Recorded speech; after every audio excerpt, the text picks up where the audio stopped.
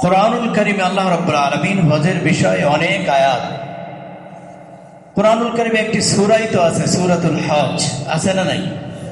হজ। ইয়া আইয়ুহান নাসু তাকু রাব্বাকুম ইন্না যালযালাতাস সাআতি শাইউন আযীম। কিয়ামতের কথা দিয়ে আল্লাহ হজের সূরা শুরু করেছে। এই হজ এ বিষয়ে কুরআনুল কারীমে আল্লাহ রাব্বুল আলামিন বিভিন্ন আয়াতে আলোচনা করেছেন। সূরা নিসা, সূরাতুল বাকারা, হজের বিষয়ে আল্লাহ আলোচনা করেছেন। আল্লাহ রাব্বুল আলামিন কুরআনুল কারীমের মধ্যে বলেন, ওয়ালিল্লাহি আলান নাস হিজ্জুল বাইতি মান ইসতাতাআ ইলাইহি সাবিলা ফামান কাফারা ফাইন্নাল্লাহা গানিয়্যুন আনিল আলামিন। ওয়ালিল্লাহি আলান নাসি হিজ্জুল বাইতি, মানুষের উপর আল্লাহর পক্ষ থেকে সুনির্দিষ্ট সুনির্ধারিত হয়ে গেছে, অবধারিত, সেটা হলো হজ্জে বাইতুল্লাহ। হিজ্জুল বাইতি মান ইসতাতাআ, এখানে আল্লাহ রাব্বুল আলামিন একটি শব্দ ব্যবহার করেছেন, মান ইসতাতাআ, সক্ষমতা যার রয়েছে। হজের ক্ষমতা যার রয়েছে, ক্ষমতা হলো 1 নম্বর, হজ করতে হলে মুসলিম হওয়া লাগবে, আকিল বালেগ হওয়া লাগবে,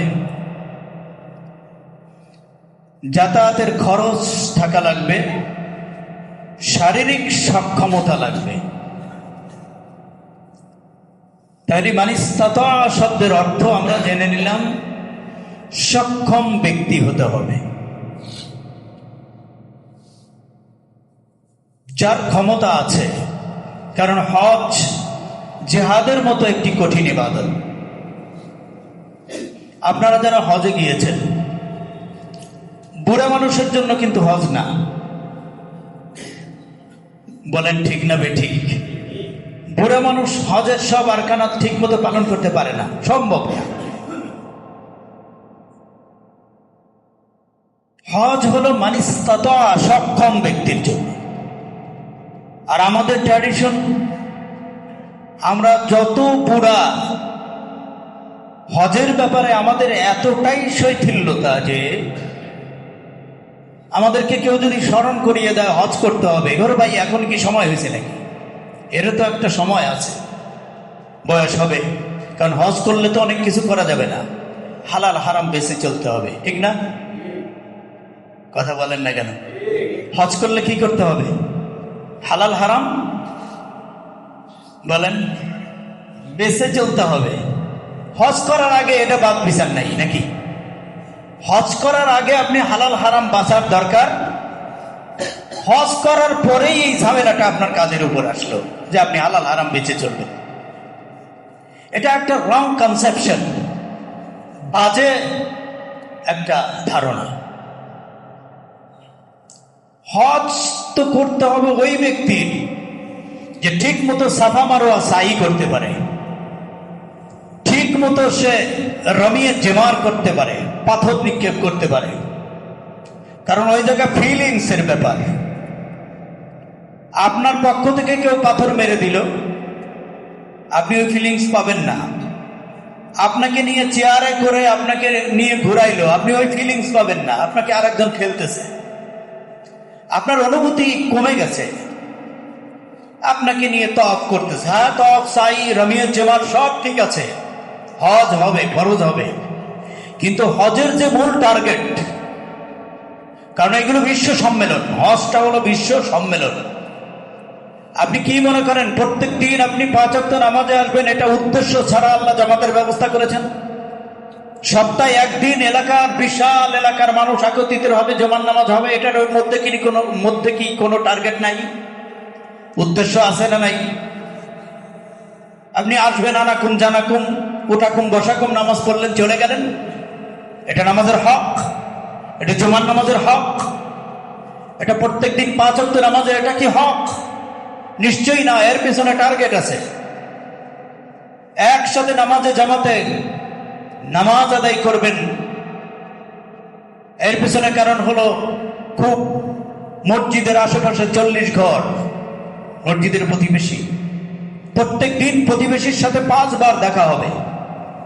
খোঁজ খবর নেওয়া থেকে শুরু করে অভাব অভিযোগ যা আছে সব জানাশোনা হবে, কার কি প্রয়োজন কি দরকার, এটা একে অপরে জানার সুযোগ হবে, সে অনুযায়ী কাজের সুযোগ হবে, মহব্বত তৈরি হবে, ভালোবাসা তৈরি হবে, উঁচু নিচু ভেদাভেদ চলে যাবে। কারণ কে চেয়ারম্যান, কে মেম্বার, কে মন্ত্রী, কে এমপি, আর কাতারের পিছনে একজন এমপি দাঁড়াতে পারে, মন্ত্রী দাঁড়াতে পারে, সামনেও দাঁড়াতে পারে, কোনো ভেদাভেদ।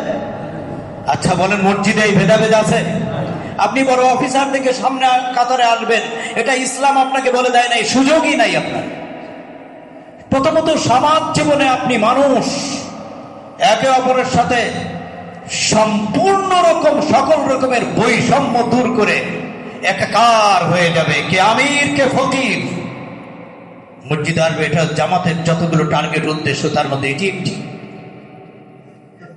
লোকেরা এখানে আসবে, একজন গরিব মানুষ জামা কাপড় ছেঁড়া, সে আপনার পাশে দাঁড়াতে পারে, নাক সিটকানের কোনো সুযোগ। আর একজন আমির, সে আপনার পাশে দাঁড়াতে পারে, তাকে আপনি বলবেন যে আমির সাহেব আপনি পিছনে কেন দাঁড়াবেন, এটা হয় না, আপনি সামনে আসেন না। এখানে সব জামাতের অনেকগুলো টার্গেট, তার মধ্যে হলো প্রতিবেশীর হক। একটা লোক আজ 3 দিন যাবৎ ফজর জোহর আসর মাগরিব এশায় আসে না, কেন, কি হলো, এই খবরটা আপনি জানার সুযোগ হবে।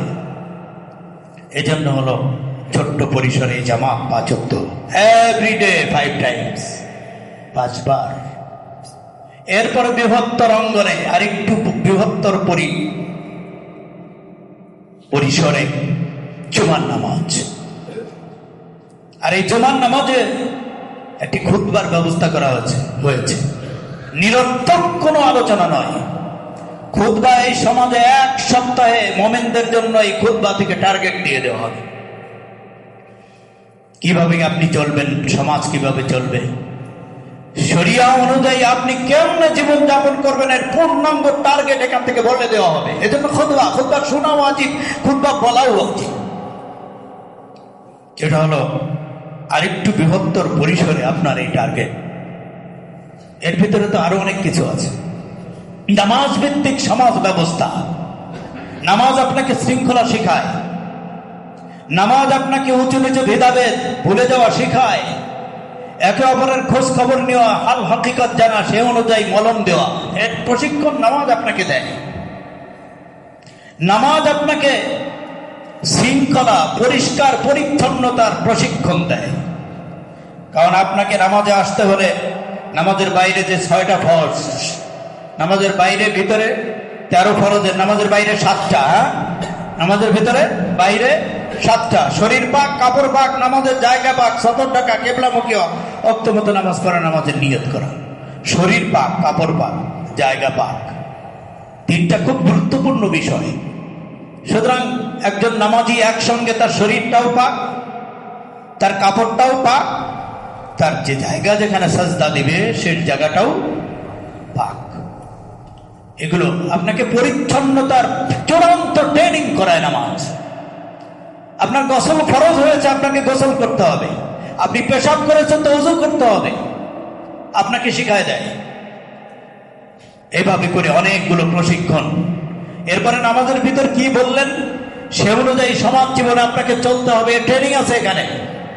কোরআনুল কারীমে সূরা ফাতিহা প্রত্যেক ওয়াক্তে নামাজে একবার করে আপনাকে, প্রত্যেক রাকাতে একবার করে আপনাকে পড়তে হবে। বারবার একটা জিনিস পড়িয়ে আপনাকে স্মরণ করিয়ে দেওয়া হয়, এই অনুযায়ী তোমার জীবন চলবে, সমাজ চলবে, পরিবার চলবে, ব্যক্তি জীবন চলবে। ইহদিনাস সিরাতাল, আমি সোজা রাস্তা চাই। আল্লাহ বললেন সোজা রাস্তা দিয়ে দিলাম। প্রত্যেক দিন তুমি সোজা রাস্তা চাও আর আমি দিয়ে দিলাম, কিন্তু সেই রাস্তায় চললে না, এটা মুনাফিকের জীবন কিয়ামতের ময়দানে জিজ্ঞাসিত হতে হবে। এটা নামাজ থেকে এখানে প্রশিক্ষণ দেওয়া হয়েছে। এটা গেল একটা সাবজেক্ট। নামাজের পরে এখানে আপনাকে খুতবা শোনাটা, খুতবা বলাটা ওয়াজিব করে দেওয়া হয়েছে। রাসূল সাল্লাল্লাহু আলাইহি ওয়াসাল্লাম বলেন খুতবা মনোযোগ দিয়ে শুনবে, এবং তার বিনিময়ে ফজিলতের কথা বলা হয়েছে। কেন আপনাকে ফজিলতের কথা বলা হলো? রাসূল সাল্লাল্লাহু আলাইহি ওয়াসাল্লাম বলেন যে 4টা কাজ জুমার দিনে করবে, তার মধ্যে একটি হলো মনোযোগ দিয়ে খুতবা শুনবে। আল্লাহ রাব্বুল আলামিন তার আমলনামায় প্রত্যেক কদমের বিনিময়ে 1 বছর নফল রোজা, 1 বছর নফল নামাজের সওয়াব আমলনামায় দিয়ে দিবেন। কেন দিবেন? এই খুতবাটা শোনাটা আবশ্যক করে দেওয়া হয়েছে, কারণ এই খুতবা শুনবেন, সে অনুযায়ী কাজ করবেন। আমরা খুতবা শুনি আর আমরা কোন রকম ধারণ করি না, চলে যাই। খুতবা অনুযায়ী সমাজ জীবনে আমাদের কোনো কার্যক্রম নাই। ইসলামকে একদিকে আমরা কোন ভাষা করে অন্য পথে অন্য মতে আমরা জীবন গুজরান করছি, বিপদ আছে সামনে। 3 নম্বর কথা হলো হজ। হজের মধ্যে বিশ্ব সম্মেলন।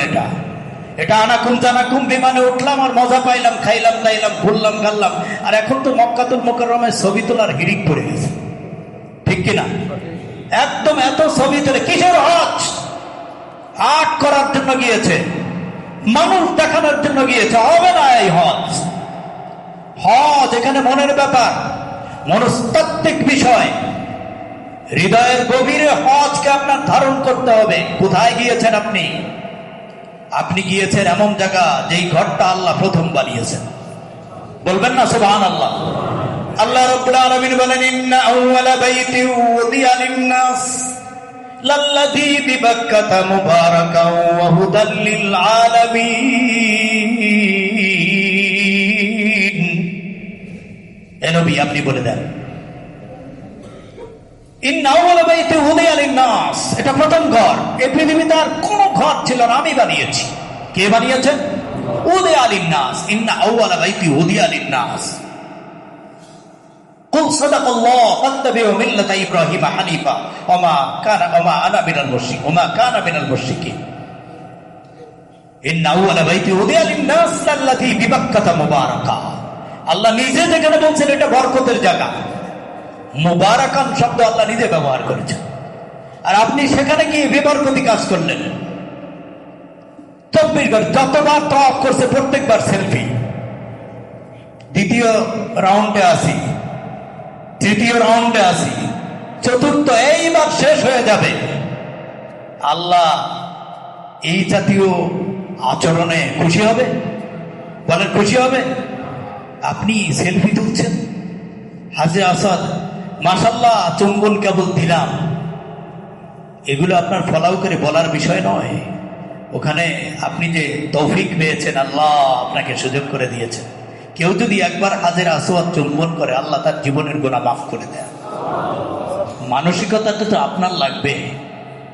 আমাদের দেশের ম্যাক্সিমাম মানুষ ওমরায় যায়, ছবি দিয়ে তার আইডি দেখবেন ভরে গেছে। মিনা, মুজদালিফা, আরাফা, উমরায় গেছে, কিন্তু সব জায়গার ছবি দিয়ে ভরে গেছে। কিন্তু এই সমস্ত স্পট আপনি কি ভাবতে পারেন আপনি কোথায় গিয়েছেন?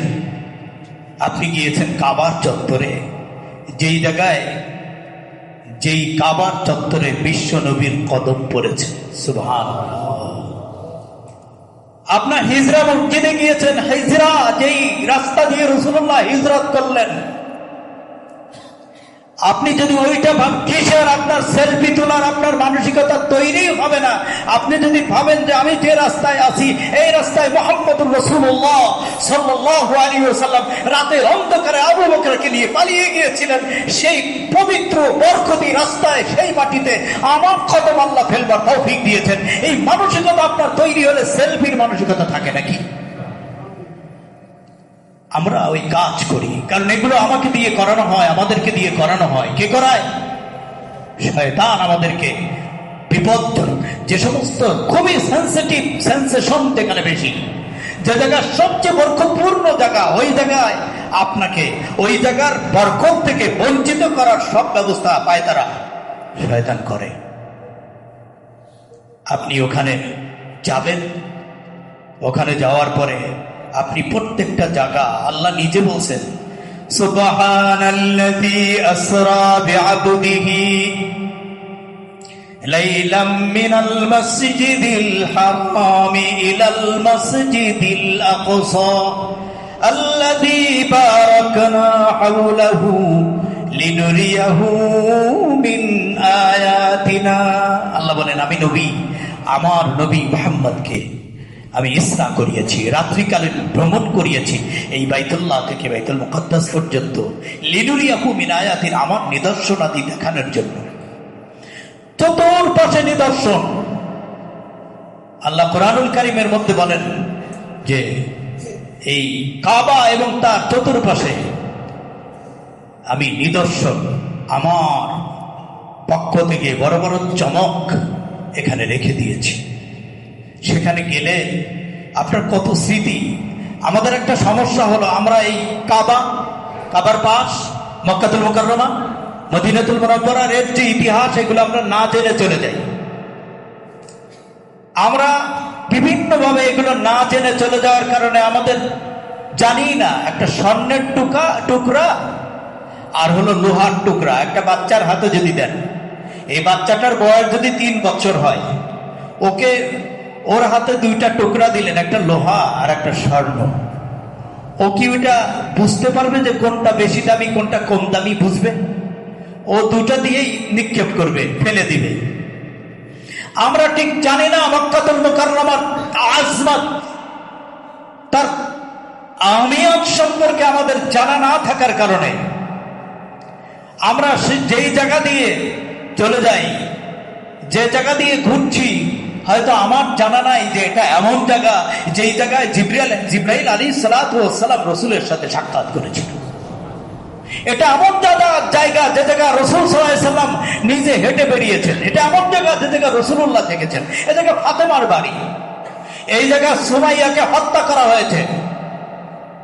আমরা এগুলো না জানার কারণে আমরা যখনই জানতাম যে কেউ যদি এসে বলতো যে এটা সুমাইয়ার হত্যার জায়গা, আবু জাহেল তাকে তীর নিক্ষেপ করে লজ্জা স্থানের মধ্যে হত্যা করেছিল, এটা জানার পরে আপনার ভিতরে একটা জিনিস গ্রহ করতো, একটা আগ্রহ তৈরি হতো, একটা কিউরিওসিটি ক্রিয়েট করতো যে এই জায়গাটা সুমাইয়াকে হত্যা করলো, কে করলো, কেন করলো। আর এই বিষয়টা জানার পরে আপনার চোখ দিয়ে পানি আসবে, সেলফি তোলার মানসিকতা আসবে না। আমরা এগুলো না জেনে চলে যাই। আমরা জানি না মদিনাতুল মুনাওয়ারায় রাসূলের মসজিদের মধ্যে আমরা যাই, দরজাগুলো দেখি সুন্দর, আহা কি কারুকাজ, কিন্তু এই দরজা দিয়ে কি, এর ইতিহাস কি, এই দরজার ইতিহাস কি আমরা জানি না। এটা জিবরাইল আলাইহিস সালাতু ওয়াস সালাম এই দরজা দিয়ে আসতো, এজন্য এর নাম হয়েছে বাবে জিবরাইল। এগুলো না জানার কারণে, আমরা এর আহমিয়ত না জানার কারণে আমরা সেখানে রাসূলের রওজার সামনে সেলফি হয় কি হয় না? কি কথা! ওখানে গেলে আপনার ভিতরে রাসূলুল্লাহ সাল্লাল্লাহু আলাইহি ওয়াসাল্লাম, রাসূল বলেন যে আল্লাহ রসুলকে যখন মানুষ সালাম দিবে, রাসূল সাল্লাল্লাহু আলাইহি ওয়াসাল্লাম বলে গেছেন যে আমার ইন্তেকালের পরে যারা এখানে আসবে সালাম দিবে, আমি নবী স্বয়ং তার সালামের জবাব দিয়ে দেব। সুবহানাল্লাহ বলবেন না? সুবহানাল্লাহ। রাসূলুল্লাহ বলেন আমি তার সালামের জবাব দেব। যেখানে রাসূলের জবাব আপনার কানে আসে না, জবাব চলছে, সেই জায়গায় আপনি সেলফি তুলবেন কেন? তুলবেন আমাদের ওইগুলো না জানার কারণে অবস্থা আমাদের তৈরি হয়েছে। আমার বন্ধুগণ, এজন্য বিশ্ব সম্মেলনের ওই জায়গায় আপনি যাবেন, হজ করবেন, এটা অবশ্যই গুরুত্বের দাবিদার। আপনি হজ করবেন,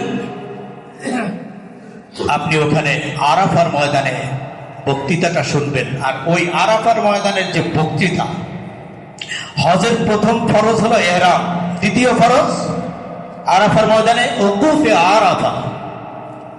এখানে এই বক্তৃতা আরাফার ময়দানে অবস্থান করা কেন ফরজ করা হলো? আরাফার ময়দানে এই জন্য অবস্থান করা ফরজ করা হয়েছে, আরাফার ময়দানে আসবা, এখানে খতিব সাহেব খুতবা দিবে, সেই খুতবা বিশ্বময় তার উপর বাস্তবায়ন হবে, আমল করবে। এজন্য ওই খুতবাটা আবশ্যক করা হয়েছে। আরাফার ময়দানে যাওয়াটা প্রত্যেক হাজির জন্য ফরজ করে দেওয়া হয়েছে। বন্ধুগণ, আমরা গুরুত্ব বুঝি না। এখন আপনি আসেন, আমরা যেই বয়সে হজে যাই, এই বয়সে হজে গেলে আরাফার ময়দানের বক্তৃতা আমি বুঝবো? আপনার কানেই তো শুনেন না, আপনাকে নিজে আরেকজন ঠেলে নিচ্ছে। এজন্য হজ, আল্লাহ কোরআনুল কারীমের মধ্যে বলছেন মানিস্তাতা ইলাইহি সাবিলা, যার সক্ষমতা রয়েছে, আপনার কান বন্ধ হয়ে গেছে, আপনার চোখ বন্ধ হয়ে গেছে, আপনি তো দেখেন না, আপনাকে হাজরা আসাদের সামনে ঘুরায় এনে বলো যে আজি সাহেব হাত উঁচু করেন, উঁচু করায় দিলে আপনি এখানে ইশারায় চুমু করলেন, আপনি দেখতে পাচ্ছেন না। তার মানে হল এই সক্ষমতা আপনি হারিয়ে ফেলেছেন। হজের ফরজ যখন হয়েছিল, রাসূলুল্লাহ সাল্লাল্লাহু আলাইহি ওয়াসাল্লামের গুরুত্বপূর্ণ হাদিস, রাসূল সাল্লাল্লাহু আলাইহি ওয়াসাল্লাম বলেন, যে ব্যক্তি যার উপরে আন আলী রাদিয়াল্লাহু তাআলা আনহু قال قال رسول الله صلى الله عليه وسلم من ملك زادا واحده। রাসূল সাল্লাল্লাহু আলাইহি ওয়াসাল্লাম বলেন যে ব্যক্তির উপরে হজ ফরজ হয়েছে, সক্ষমতা এসে গেছে, যার পর্যাপ্ত মান রয়েছে, শারীরিক সক্ষমতা রয়েছে, এই ব্যক্তি যদি সময় মতো হজ না করে, রাসূলুল্লাহ সাল্লাল্লাহু আলাইহি ওয়াসাল্লাম বলেন ওই লোকটা ইহুদি হয়ে মরুক অথবা খ্রিস্টান হয়ে মরুক, আমার কিছু আসে যায় না। এখন আপনার নামাজ, আপনার উপর হজ ফরজ হয়েছে, গেলেন না। আমরা তো জানি, অনেকের সামনে হজের বিষয়ে যখন আলোচনা করি, টাকা আছে পয়সা আছে, আমরা তো জানি, তার ব্যাংকে কত টাকা এটা আমরা জানি না, কিন্তু টাকা আছে বোঝা যায় না। আমি বললাম যে ভাই হজ করলেন না, একটু ফিনকি দিয়ে হেসে দিয়ে বললো যে হা যাওয়া তো দরকার, হা যাওয়া তো দরকার, হা কিন্তু হা যাওয়া তো দরকার, হুজুর সময় তো আসে নাই। আমি তো সময় কখন আসবে? কোন কি হুজুর এখনই হজ করব, তাহলে দুনিয়া চলবো কি করে? দুনিয়া চলবো কি করে? এর উত্তর হলো, হজ করার পরে কি মানুষ বিকলাঙ্গ হয়ে যায়? তার কি হাত পা মূলা হয়ে যায়? আমরা যে জবাব দিয়ে দিই যে হজ করার পরে তো অনেক কিছু করতে পারবো না, যেটা আপনি হজ করার পরে করতে পারবেন না, এটা কি হজ করার আগে করা যাবে? কথা বলেন না কেন, যাওয়া যাবে নাকি? আপনি আগে চুরি, হজ করার পরে চুরি করতে পারবেন না, তো আগে চুরি করা যাবে? তিনজনে কথা বললেন কেন? আগে যাবে? আমাকে একজন বলছে যে হুজুর কোন কে হুজুর, আপনি জানেন না আমার ঘাড়ের উপর কত বোঝা, আমি কিসের বোঝা? 3 মেয়ে বিয়ের উপযুক্ত, হজের সাথে বিয়ের কোনো রিলেশন নাই, সামান্যতম সম্পর্ক নাই, হজ ফরজ হয়ে তো হজ করতে হবে। এই কথা আপনাকে কে বলেছে? কোন মৌলভী বলেছে যে আপনার মেয়ে বিয়ের উপযুক্ত, বিয়ে না দিয়ে হজ করা যাবে না? এটা কোন মুসল্লি বলেছে? কোন লোকটা আপনাকে বলেছে? হজ ফরজ হয়েছে তো হজ আপনাকে করতেই হবে। আপনার মেয়ে বিয়ের ব্যবস্থা, এই ব্যাপারে তো কোরআনের আরো আয়াত আছে, আছে না নাই? ওয়ানকিহুল আয়ামা মিনকুম والصالحين من عبادكم وإمائكم إن يكونوا فقراء يغنيهم الله من فضله। আল্লাহ রাব্বুল আলামিন কুরআনুল কারীমে 18 নম্বর পারায় বড় চমৎকার করে বলছেন, নর এবং নারী যারা বিবাহযোগ্য বিবাহযোগ্যা, এদেরকে পরস্পর বিয়ে করিয়ে দাও। আল্লাহ বলছেন যদি তারা ইয়াকুনু ফুকারা, কথাটা আল্লাহ, কথাটা কার? আল্লাহ রাব্বুল আলামিন বলেন ইয়াকুনু ফুকারা, যদি তারা দরিদ্র হয়। যেই কথার কারণে আমরা বিয়ে করি না, কোনটা? সেটা হলো হুজুর স্বাবলম্বী হই নেই। স্বাবলম্বী হব, নিজের পায়ে দাঁড়াবো, তারপরে বিয়ে। এখন কার পায়ে দাঁড়ায় আছেন আপনি? নিজের পায়ে দাঁড়ায় তারপরে বিয়ে করবেন। আপনি তো ঠ্যাং দুটো তো আপনার। রসুলের কাছে একজন আসছে, হুজুর গরিব মানুষ, চলতে পারি না, বিয়ে কর। তো বিয়ে করলে খাওয়াবো কি, কিভাবে চলবো, এটা প্রশ্ন করে নাই, রসুল করছে, বলছে বিয়ে করবার, বিয়ে করছে। পরের মাসে এসে হুজুর বিয়ে তো করছি, গরিব তো গরিবই তো যায় না, আবার বিয়ে কর। এরপর আবার আসছে, আমি হুজুর আবার আরো তো কাদের উপর বোঝা চাপছে, আবার বিয়ে করি।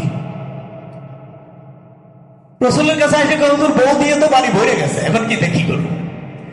আল্লাহ নবী বললেন আর একটা বিয়ে কর। সুবহানাল্লাহ বলেন। এখানে আপনি আবার সবক নিয়েন না, শুরু করে দিয়েন বাড়িতে। টাকা পয়সা নেই, আপনার টাকা যথেষ্ট আছে। আমাদের দেশের ফকিরদের যা আছে ওই দেশের ধনীর অত ছিল না। কি না? এ কি মনে করে যে আরে থাল নিয়ে বসে এই রোজার দিন বাবা রে, এই যে বলতেছে না, ওদের যথেষ্ট টাকা পয়সা আছে। বিয়ে করা এটা কি বলে, বিয়ে ভিক্ষা করা এটা ওদের নফস। রসুলের কাছে এসে বলতেছে হুজুর কি করতাম, বিয়ে কর। চতুর্থ নম্বর বিয়ে করার পরে পরের মাসে এসে কয়ে হুজুর চতুর্থ বউ যে সম্পদ নিয়ে আসছে, আমাদের সব পরিবারের সবার ঘর ভরণ পোষণ যা প্রয়োজন সব ব্যবস্থা হয়েও আমি এখন ধনীদের কাতারে হয়ে গেছি। আল্লাহু আকবার। এজন্য আল্লাহ বলছেন ইয়াকুনু ফুকারা ইউগনিহিমুল্লাহু মিন ফাদলি, যদি গরিব হও। আমরা তো কই স্বাবলম্বী হব, চাকরি বাকরি, চাকরির বয়স 5 বছর যথেষ্ট, ব্যাংকে টাকা জমা ফেলছে, এখনো বিয়ে করে না। কয় না হুজুর দেরি আছে। এখনই নাকি? আরো দেরি আছে। বিয়ে করে না কিন্তু দুনিয়া ভরে গগায় বেড়ায়, আছে না নাই? দুনিয়া ভরে এখানে বাদাম ভাঙতেছে, ওখানে বসে আড্ডা দিচ্ছে। ছুটির দিনে তার যে কত আড্ডা। আর এখন তো বয়ফ্রেন্ড আর গার্লফ্রেন্ডের অভাবই নেই, এটা তো জায়েজই আছে নাকি? এই চুপ করে থাকলেন কেন? বয়ফ্রেন্ড গার্লফ্রেন্ড নিজেরা আবার খুব ঘটা করে বলে, নির্লজ্জ বেহায়া বেশরম কোথাকার, যে আমার অনেক বয়ফ্রেন্ড। বাপ মার সামনে শেয়ার করে আমার বয়ফ্রেন্ড এটা, আমার তার সাথে জরুরি কথা আছে। আর বাপ মাও নির্লজ্জ বেহায়া বেশরম, বয়ফ্রেন্ড অ্যালাউ করে, গার্লফ্রেন্ড অ্যালাউ করে, এটাও বজ্জাত, ওই সন্তানও বজ্জাত। যেরকম ঠিক না বেঠি? কিসের বয়ফ্রেন্ড? ইসলাম এটা হারাম করেছে। এজন্য পুরুষ মানুষ তার মেসেজ কি বলে, তার ফেসবুকে কোন মেয়ে বন্ধু থাকা অবশ্যই বাঞ্ছনীয় নয়। এই বয়ফ্রেন্ড আর গার্লফ্রেন্ডের কারণে বিয়ে করার যে, আপনি মনে করেন অনেক সময় আছে না যে না রে হাবি জাবি খাইতে খাইতে এই একটু ছোলা ভরা খাইলাম, একটু বুট ভাজা খাইলাম, একটু চানাচুর খাইলাম, একটু চিপস খাইলাম, এখন আর খিদে নাই, এখন আর খাবার ভালো লাগতেছে না, পরে খাবো। এরকম ঘটনা ঘটে কিনা? এক কথা বুঝেন নাই? একটু চিপস খাইছে, একটু চানাচুর খেয়েছে, একটু মুড়ি ভাজা, মুড়ি ভর্তা খেয়েছে, এখন ভাত আর ডাল কি বলে, ভাত আর মুরগির মাংস ভুনা আসছে, এখন আর ভালো লাগতেছে, হাবি যাই খেয়ে পেট ভরা, একটা ঘুম দিয়ে নেই, পরে খাবো। এরকম ঘটনা ঘটে না? বিয়ে করতেছে না কারণ কি? গার্লফ্রেন্ড বয়ফ্রেন্ডের এই চানাচুর আর চিপস চাবাইতে চাবাইতে ওদের কাছ থেকে যেই মেয়ে, একজন পুরুষ একজন মেয়ের কাছ থেকে যেটুকুন পাওয়ার দরকার তার অনেকাংশে আপনার হাবিজাবি কায়দায় পাওয়ার কারণে বিয়ের স্বাদ তার মিটে গেছে। এজন্য স্বাবলম্বী না হয়ে বিয়ে করবো না। অথচ আগের যুগে এমনও ছিল যে বিয়ের বয়স হওয়ার সাথে সাথে বিয়ে করার জন্য পাগল হয়ে যেত। এখন বিয়ে করতে মন চায় না, কারণ আপনার ঘোলে মিটে গেছে, তার দুধের স্বাদ ঘোলে মিটে গেছে। আমি ঠিক বললাম না ঠিক বললাম? আল্লাহ রাব্বুল আলামিন বলেন, যুবক বিয়ে যদি করো আর তুমি যদি গরিব হও, আমি আল্লাহ বিবাহের মাধ্যমে বরকত দিয়ে তোমার ধনী বানায় দেব। আল্লাহর কথাটা বিশ্বাস হয় নাকি হয় না? এই এখনো ফুকরা ইউগনিহিমুল্লাহু মিন ফাদলি, কুরআনুল কারীম খুলে দেখেন 18 নম্বর পারা। আল্লাহ বলছে আমি তোমার ধনী বানায় দেব। এজন্য বিয়ের কথা তো আলাদা, হজের সাথে বিয়ের কোনো রিলেশন নাই। আল্লাহ বিয়ের কথা, বিয়ের আয়াত, অসংখ্য বিয়ের আয়াত আছে, এগুলো আল্লাহ আলাদা বলছেন।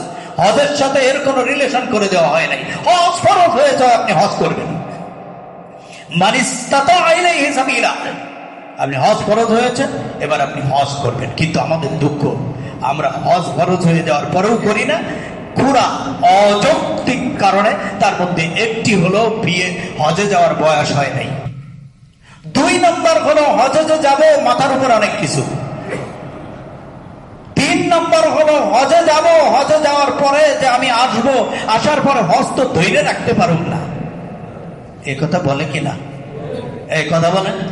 আপনি কি মনে করেন আমরা এই বাস্তব লোকগুলোর সাথে, আমাদের সাথে তো অনেক কথা হয়, মাসালা জিজ্ঞেস করে, আমরা বলি আমরা তো জানি যে কার উপর ফরজ হয়েছে, হজ ফরজ হয়েছে ওই লোকটার উপরে, যেই লোকটা মুসলমান। আমরা এখানে কি সবাই বলেন নাই? আমরা সবাই কি বালেক? বালেক হয়েছেন না? ঠিক পান না? বালেক হয়েছি না? মুসলমান বালেক।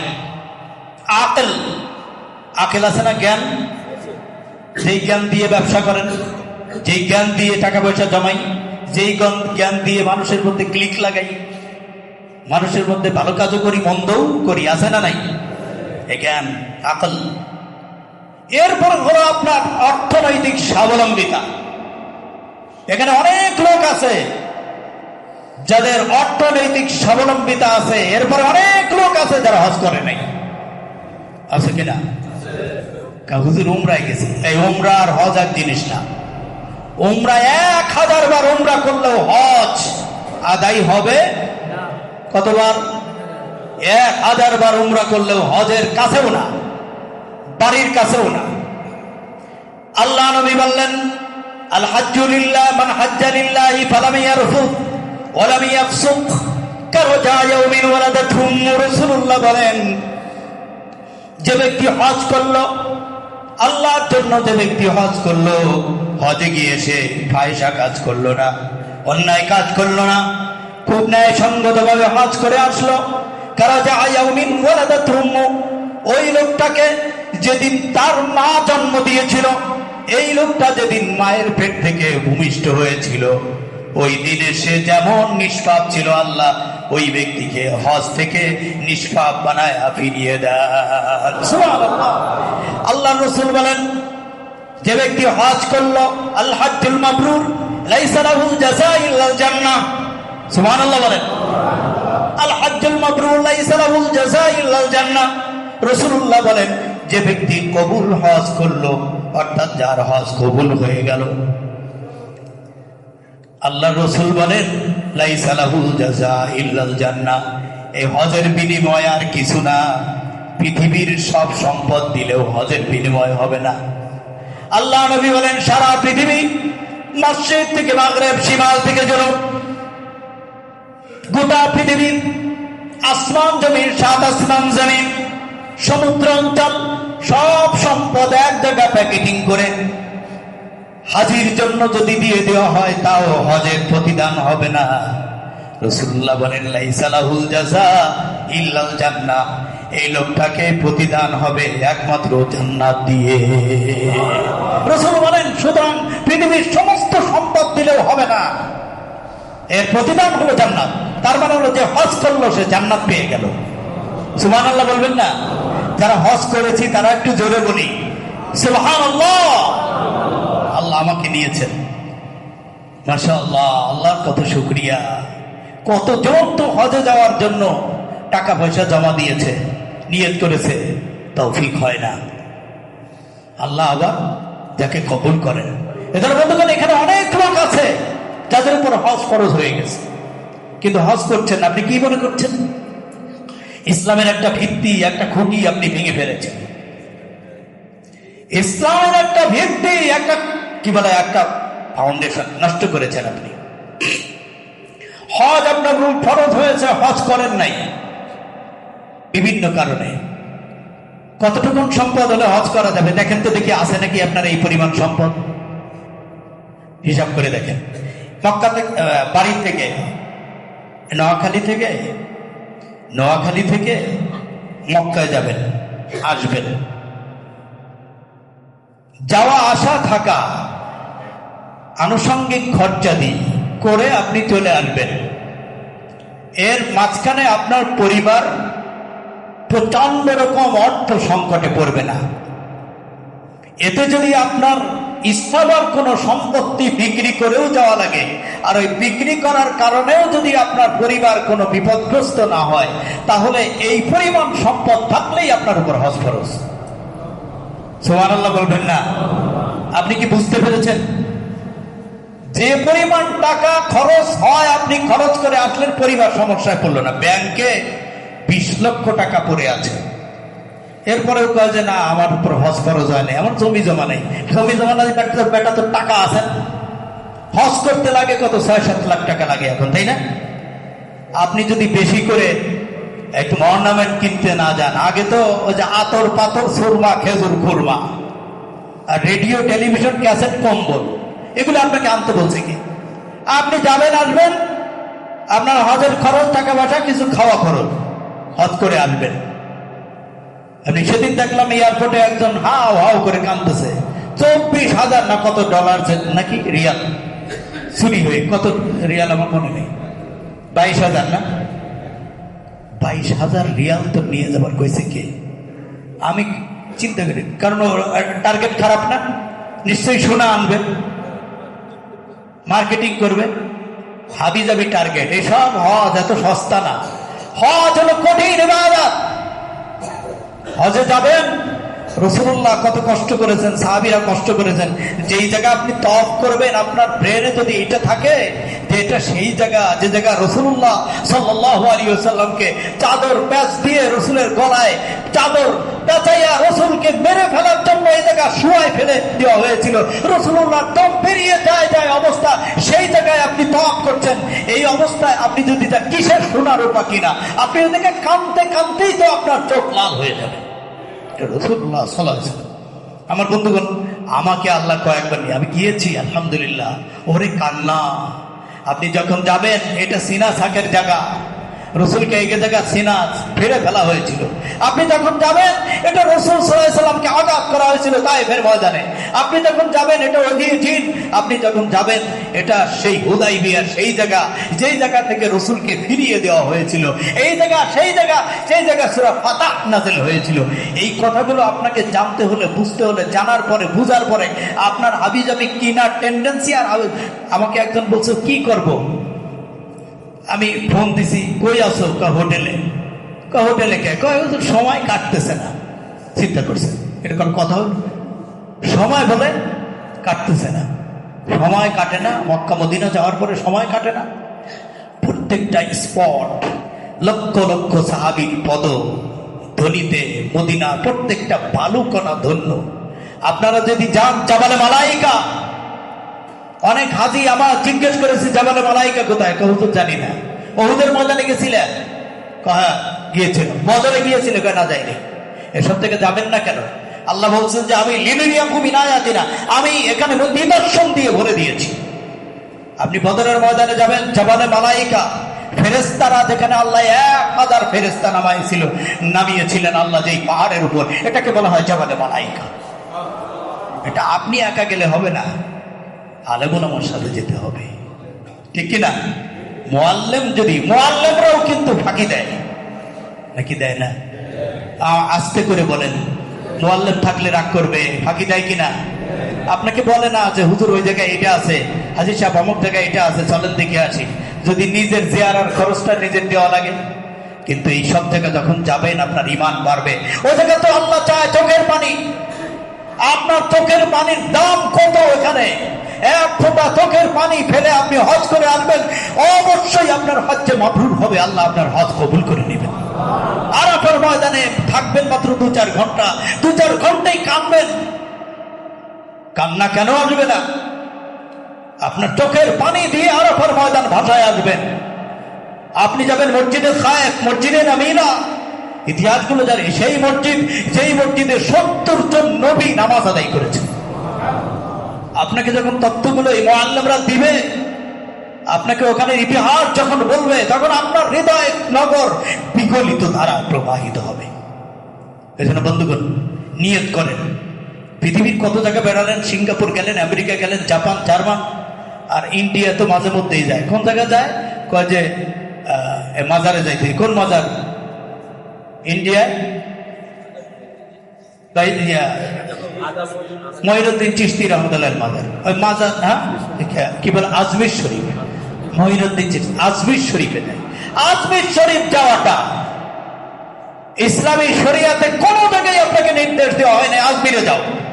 কিন্তু আল্লাহ বলছে, আমার নিদর্শন মক্কাতুল মুকাররমায় যাও, ওয়াজিন ফিন নাস বিল হজ্জি আতুকা রিজালা ওয়া আলা কুল্লি দামিন ইয়াতিনা মিন কুল্লি ফাজ্জিন আমিক লিয়াশহাদু মানাফিআ লাহুম ওয়া ইয়াযকুরু ইসমাল্লাহি ফি আইয়ামিন মা'লুমাতিন আলা মা রাযাকাহুম বিহিমাতিল আনআম। কত কথা আল্লাহ কোরআনুল কারীমে বলে দিয়েছেন। সুবহানাল্লাহ। আল্লাহ বলেন, ইব্রাহিম রে, সারা পৃথিবীর মানুষদেরকে বলে দাও তারা যেন আমার ঘর জিয়ারতের জন্য আসে। সুবহানাল্লাহ। আর রাসূলুল্লাহ সাল্লাল্লাহু আলাইহি ওয়াসাল্লাম বলেন, 3 ব্যক্তি আল্লাহর মেহমান। কয় ব্যক্তি? এর মধ্যে 1 নম্বর যে মুজাহিদ, আল্লাহর রাস্তায় জিহাদ করছে, 2 নম্বর হজের জন্য যে রওনা হয়ে গেল, 3 নম্বর মুহতামির যে উমরার জন্য রওনা হয়ে গেল, সেটা আল্লাহর ডাইরেক্ট মেহমান। এজন্য নিয়ত করেন ইনশাআল্লাহ। আমার অনেক আলোচনা, তারপর 2-4 মিনিট 2 মিনিট বেশি হয়ে গেছে।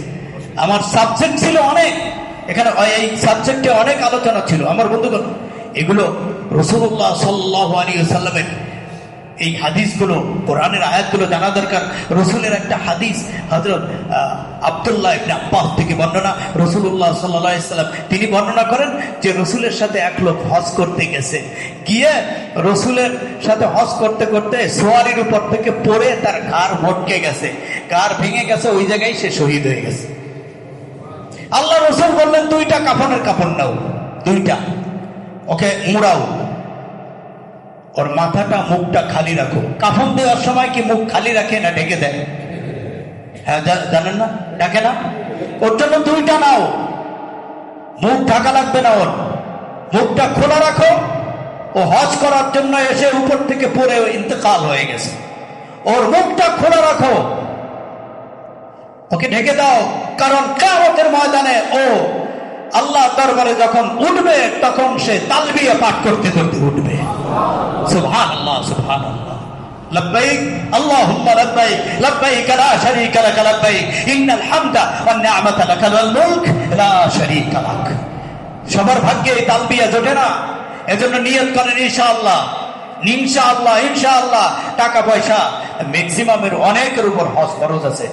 এক খন্ড জমি বিক্রি করেন, 1 বিঘা জমি গ্রামে বিক্রি করলে 3 জনে হজ করে আসা যায়, ঠিক কিনা? আপনার 10 বিঘা জমি রেখে মরতে হবে কেন? এত জমি রেখে আপনার মরার দরকার কি? মরার আগে আপনি কিছু জমি কমান, হজ করেন, পারবো না ইনশাআল্লাহ? হজ করে আসেন, তালবিয়া মুখে নেন। রাসূল বলেন, যে ব্যক্তি হজ করলো জান্নাত ওয়াজিব হয়ে গেল। পৃথিবীর সমস্ত সম্পদ দান করেও জান্নাত ওয়াজিব করতে পারবেন না, কিন্তু হজ করার পর রাসূলুল্লাহ বলেন, আল হজ্জুল মাবরুর লাইসা লাহু জাযা ইল্লাল জান্নাহ, একদম বিনিময় জান্নাত। হজ করছো তো জান্নাত হয়ে গেছে। আল্লাহ তৌফিক দিয়ে দেন, আমিন। আমরা নিয়ত করতে পারি না ইনশাআল্লাহ? এবছর তো সময় নাই, আগামী বছর। আওয়াজ কম হয়েছে কিন্তু আমিও নিয়ত করলাম। চলেন না একটা কাফেলা করে যাই আমরা। সেক্রেটারি সাহেব আছে আমাদের, জাহিদ ভাই, আমি গত জমায় বলছি যে আপনারা নিয়ে হজ করতে হবে, সবাই নিয়ে। হ্যাঁ হ্যাঁ, বুঝি না। ও উমরা, উমরা তো করবো ইনশাআল্লাহ। উমরা, হজ, হজের নিয়ত আমি করলাম, আল্লাহ যদি কবুল করেন। আজান নিয়ত করলেও আল্লাহ কবুল না করলে হবে না। হজ, হজ নিয়ত করেন, আল্লাহ যেন আমাদেরকে 27 সালে ইনশাআল্লাহ, 27 সালে আমরা যাবো ইনশাআল্লাহ, নিয়ত করলাম। এবং যারা নিয়ত করেন যে আমরা একসাথে যাব, আমাদের সাথে যোগাযোগ করবেন ইনশাআল্লাহ। কোনো বাণিজ্য না, হজের বাণিজ্য করলে আমরা করতে পারতাম, ওগুলো আমার পছন্দ না। এক পয়সা হজ থেকে আবার ইনকাম করে তারপরে মানুষ দিয়ে দালালি, আল্লাহু আকবার, আমি এটা পছন্দ করি না। তাহলে বহু আগে করতে পারতাম, কারণ আমি খতিবের বয়স আমার 40 বছর হয়ে গেছে। ছোট মসজিদ থেকে শুরু করে এটা তো যথেষ্ট বড় মসজিদ, আমি ইচ্ছা করলে ওগুলো পারতাম, ওগুলো পছন্দ করি না আমি। ওসব ইনকাম আমার জন্য বৈধ হবে না, এইগুলো যারা করে এগুলো। তবে আমরা নিয়ত করছি ইনশাআল্লাহ আগামী 27 সালে হজে যাবো ইনশাআল্লাহ। আমরা মুসল্লি ভাইরা একসাথে একটা প্যাকেজ করে যাবো ইনশাআল্লাহ। অনেক মজা হবে, অনেক চোখের পানি ছাড়তে পারবেন ইনশাআল্লাহ। আল্লাহ আমাদের তৌফিক দিয়ে দেন, নিয়ত করেন, আল্লাহ আমাদের তৌফিক দিয়ে দাও, আমিন আমিন। আসসালামু আলাইকুম ওয়া রাহমাতুল্লাহি ওয়া বারাকাতুহু।